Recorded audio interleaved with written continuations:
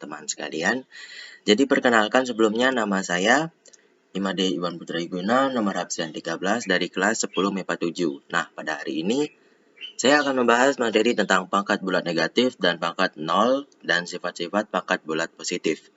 Langsung saja kita ke materi pertama. Pangkat bulat negatif. Nah, ini pengertiannya. Bilangan pangkat bulat negatif merupakan eksponen dengan nilai negatif. Definisinya dapat dinyatakan seperti berikut. Untuk setiap A elemen R, A tidak sama dengan 0, dan N bilangan bulat positif, maka berlaku A pangkat min N sama dengan 1 per A pangkat N, atau A pangkat N sama dengan 1 per A pangkat min N. Nah, untuk contoh soal pangkat bulat negatif, ini dia, tuliskan bilangan berikut ke bentuk yang paling sederhana. Soalnya nomor 1, 3 X pangkat 4, Y pangkat min 2. Nah, jadi jawabannya ini. 1 pangkat 3X pangkat 4 per Y pangkat min 2. Nah, langsung kita ke materi pangkat 0. Jadi pengertiannya pangkat 0 adalah bilangan bulat yang dipangkatkan dengan 0.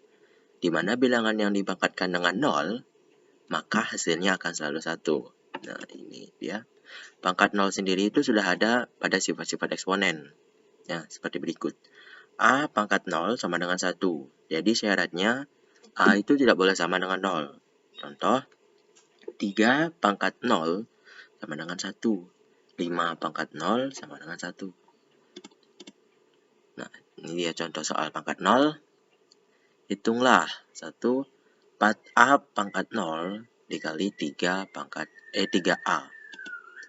Nah, jawabannya 4A pangkat 0 itu hasilnya 1 dikali dengan 3A. Maka hasilnya 3A. Sifat-sifat pangkat bulat positif. Nah, ini dia sifat-sifatnya. A pangkat M dikali A pangkat N sama dengan A pangkat M plus N.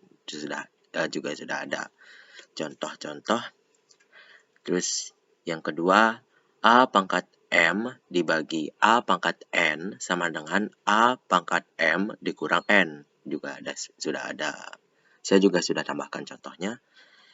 Dalam kurung A pangkat M tutup kurung pangkat N sama dengan A pangkat M dikali N. Juga sudah ada contohnya di situ.